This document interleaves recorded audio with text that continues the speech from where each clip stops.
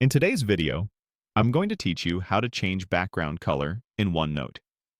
By the end, you'll know exactly where to find the setting, how to try different colors, and how to switch back to the default if you change your mind. First, open OneNote and navigate to the exact page you want to update. Make sure that page is active and ready, because the background color you choose will apply only to the page you're currently viewing. This is helpful when you want different sections or pages to stand out with their own look. Next, head to the top of the window and select the View tab. This tab controls how your page appears, including rules, paper style, and, for today, the background color. Once you're on the View tab, click Page Color. A palette will open with a range of colors you can apply instantly. Go ahead and pick a color. As soon as you click a swatch, your page background updates, giving you immediate feedback. If the first choice isn't quite right, click Page Color again and try another one. You can repeat this as much as you like. Think of it as auditioning colors until the page feels comfortable to read.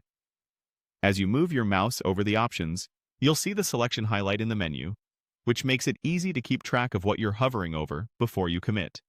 If you're working with long notes or planning to spend a lot of time on a page, consider softer, lighter shades that reduce eye strain.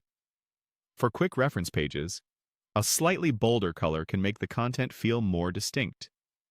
The key is to test a few options. Click Page Color, choose a swatch, glance over your content, and decide whether to keep it or try another. There's no penalty for changing your mind. When you want to remove the background tint entirely and return to the default, click Page Color once more and select No Color. That instantly clears the background, which can be useful if you're about to share or print and want a clean, standard look.